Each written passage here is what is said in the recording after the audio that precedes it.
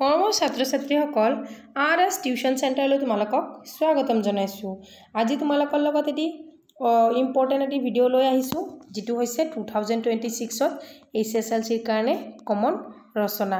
অসমীয়াত যিকেইখন ৰচনা মই তোমালোকক বাছি দিছোঁ, একেইখনৰ ভিতৰত দুখন কমন পৰিব, তাৰে ভিতৰত তুমি এটা ৰচনা লিখিলেই হ'ল।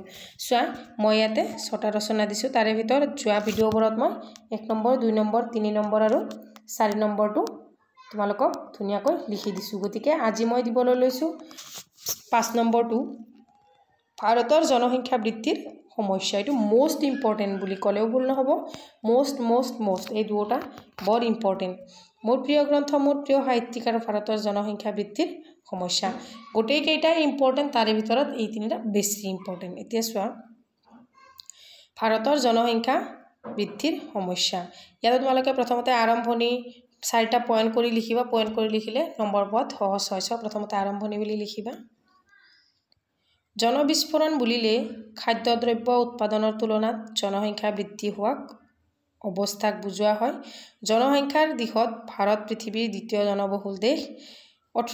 2018 চনৰ সমীক্ষা অনুসৰি ভাৰতৰ জনসংখ্যা প্ৰায় 135.26 কোটি। বিশ্বৰ মুঠ জনসংখ্যাৰ 15% ভাৰতত বাস কৰে। ইয়াৰ মাটিকালি বিশ্বৰ মাটিকালিৰ মাত্ৰ 2.4%। ইমান বিশাল সংখ্যক জনসংখ্যাৰ বিপৰীতে ভাৰতত খাদ্যশস্য আৰু অন্যান্য দৈনন্দিন ব্যৱহাৰ্য বস্তুৰ উৎপাদন যথেষ্ট কম। ফলত ভাৰতবৰ্ষৰ অৰ্থনীতি এক বিৰূপ প্ৰভাৱ পৰিছে। বিভিন্ন সমস্যা যেনে নিবনুৱা সমস্যা, মাটি বাৰীৰ সমস্যা, সামাজিক নিৰাপত্তা, শান্তি শৃংখলা আদি বিভিন্ন দিশত সমস্যা উদ্ভৱ হোৱাৰ লগতে জীৱন নিৰ্বাহৰ মানদণ্ড নিম্নগামী হৈছে। তাৰে পিছত লিখিবা জনবিস্ফোৰণৰ কাৰণ। ইয়াতে লিখিবা যে জনবিস্ফোৰণৰ কাৰণ। ভাৰতবৰ্ষত জনবিস্ফোৰণৰ কেইবাটাও কাৰণ আছে, যেনে 1 নম্বৰ হৈছে বাল্য বিবাহ আৰু বহু বিবাহ।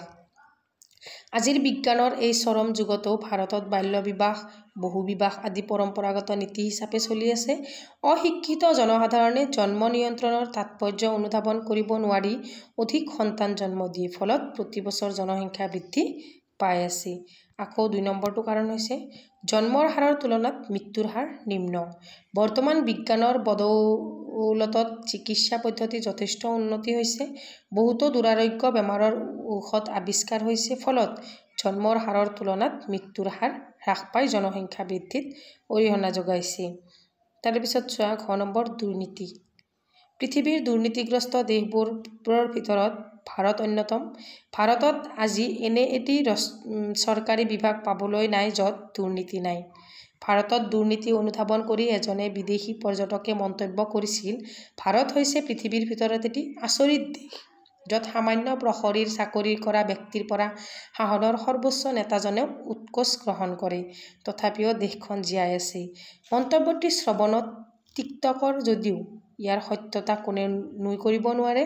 দুৰ্নীতিৰ বাবে দেশৰ উন্নয়নৰ আঁচনিসমূহ যথাযথভাৱে ৰূপায়ণত বাধাপ্ৰাপ্ত হৈ দেশৰ অৰ্থনীতিত প্ৰতিকূলতাৰ সৃষ্টি কৰিছে। ফলত উৎপাদন হ্ৰাস পাই জনবিস্ফোৰণ ঘটাইছে।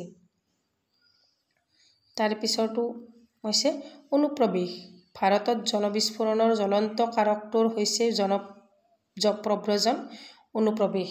ভাৰতবৰ্ষৰ চুবুৰীয়া ৰাষ্ট্ৰ যেনে বাংলাদেশ, ম্যানমাৰ, নেপাল, ভূটান, আফগানিস্তান, শ্ৰীলংকা আদি দেশৰ পৰা জীৱিকাৰ সন্ধানত প্ৰতিদিনে ভাৰতলৈ অবৈধভাৱে অনুপ্ৰৱেশ ঘটি আছে। সিহঁতে নগৰ মহানগৰত স্থান লোৱাৰ উপৰিও চৰ-চাপৰি, হাবি-বননিৰ ওচৰ চুবুৰীয়া অঞ্চলত আশ্ৰয় লৈ ভাৰতৰ জনসংখ্যা বৃদ্ধিত অৰিহণা যোগাইছে। তাৰে পিছত লিখিবা অৰ্থনীতিৰ ওপৰত জনবিস্ফোৰণৰ প্ৰভাৱ। তলত আস্তানি দিবা। জনবিস্ফোৰণে ভাৰতৰ সামাজিক, ৰাজনৈতিক, সাংস্কৃতিক, আধ্যাত্মিক, অৰ্থনৈতিক আদি সকলো দিশতে সমস্যাৰ সৃষ্টি কৰিছে যদিও অৰ্থনীতিৰ ওপৰত যি সমস্যা সৃষ্টি কৰিছে সেয়া অতি ভয়াৱহ। জনসংখ্যাৰ অত্যাধিক হাৰত বৃদ্ধি পোৱাৰ বাবে শস্য উৎপাদনৰ ভূমিৰ পৰিমাণ কমি আছে। ফলত ভাৰতত খাদ্য সংকটে দেখা দিছে। দেশৰ জনগণৰ খাদ্যৰ চাহিদা পূৰণ কৰিবলৈ ভাৰতে প্ৰতি বছৰ বিদেশৰ পৰা বহুল পৰিমাণৰ খাদ্যশস্য আমদানি কৰিব লগা হৈছে। ফলত বৈদেশিক মুদ্ৰাও ব্যয় হৈ ভাৰতত মুদ্ৰাস্ফীতি ঘটাইছে। চোৱা, জনবিস্ফোৰণৰ ফলত দেশৰ দুৰ্নীতিও বৃদ্ধি পাইছে। বহুতে চৰকাৰী পদ এৰি পোৱাৰ বাবে উৎকোচ দিয়াৰ নামত লাখ লাখ টকা খৰচ কৰিছে। পিছত দুৰ্নীতিৰ জৰিয়তে খৰচ কৰা টকা কেইবা হাজাৰ গুণ চৰকাৰী টকা বা সম্পদ আত্মসাৎ কৰি উন্নয়নৰ ব্যাঘাত ঘটাই আছে। তাৰে পিছত লিখিবা, জনসংখ্যাৰ অত্যাধিক হাৰত বৃদ্ধি পোৱাৰ বাবে স্কুল কলেজৰ ল'ৰা ছোৱালীক উপযুক্ত শৈক্ষিক সুবিধা দিয়াত চৰকাৰ ব্যৰ্থ হৈছে। শিক্ষাৰ মানদণ্ড নিম্নগামী হৈছে। জলবিস্ফোৰণৰ বাবে দেশৰ চুৰি ডকাইতিত মাৰামাৰী অহোৱা-প্ৰীতি আদি আগৰ তুলনাত বৃদ্ধি পাইছে। ফলত দেশৰ শান্তি শৃংখলা ব্যাহত হৈ সামাজিক পৰিৱেশ বিনষ্ট হৈছে আৰু ই প্ৰত্যক্ষ পৰোক্ষভাৱে অৰ্থনীতিত বিৰূপ প্ৰভাৱ পেলাইছে। তাৰে পিছত লিখিবা, সংকট মোচনৰ উপায়। যে জনবিস্ফোৰণৰ ফলত দেখা দিয়া ভাৰতৰ অৰ্থনৈতিক সংকট মোচনৰ বাবে আমি তলত দিয়া উপায়সমূহ গ্ৰহণ কৰিব লাগে। চোৱা, যে প্ৰথম দেশৰ শিক্ষাৰ প্ৰসাৰ ঘটাব লাগে। সাৰ্বজনীন প্ৰাথমিক শিক্ষাৰ কেৰনসমূহ আঁতৰ কৰি ভিতৰুৱা অনুন্নত গাঁওবোৰত সকলো ল'ৰা ছোৱালীয়ে যাতে সহজে শিক্ষা লাভ কৰিব পাৰে তাৰ বাবে ব্যৱস্থা গ্ৰহণ কৰিব লাগিব। শৈক্ষিক পৰিৱেশ উন্নত কৰিব লাগিব। কাৰিকৰী শিক্ষাৰ ওপৰত গুৰুত্ব প্ৰদান কৰিব লাগিব। দ্বিতীয়তে, দেশত জন্মৰ হাৰ নিয়ন্ত্ৰণ কৰিব লাগিব।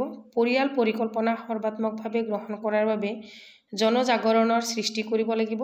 তৃতীয়তে, বহিৰাগত ৰাষ্ট্ৰৰ পৰা ভাৰতলৈ হোৱা অনুপ্ৰেৰণ ৰোধ কৰিব লাগিব। তাৰে পিছত লিখিবা, সামৰণিত লিখিবা, জনসংখ্যা বিস্ফোৰণ আৰু অৰ্থনৈতিক সংকট মোচনৰ বাবে উপৰিউক্ত ব্যৱস্থাসমূহ সুপৰিকল্পিত, ওপৰত যিখিনি ব্যৱস্থা গ্ৰহণ কৰিছে সেইখিনি ব্যৱস্থাসমূহ সুপৰিকল্পিতভাৱে কাৰ্যত ৰূপায়ণ কৰিব পাৰিলে নিশ্চয় এই সমস্যাৰ সমাধান হ'ব আৰু ভাৰত বিশ্বৰ এক লেখত ল'বলগীয়া উন্নত ৰাষ্ট্ৰত পৰিণত হ'ব। গতিকে চোৱা, এই ৰচনাটো পঢ়ি তুমি কেনেকুৱা পালা মোক ধুনীয়া এটা কমেণ্ট ছেকশ্যনত কমেণ্ট কৰিবা। আৰু যদি চেনেলটো ছাবস্ক্ৰাইব কৰা নাই তেনেহ'লে ছাবস্ক্ৰাইব কৰিবা আৰু ভিডিঅ'টো যিমান পাৰা শ্বেয়াৰ কৰিবা। Thank you for ৱাটছ।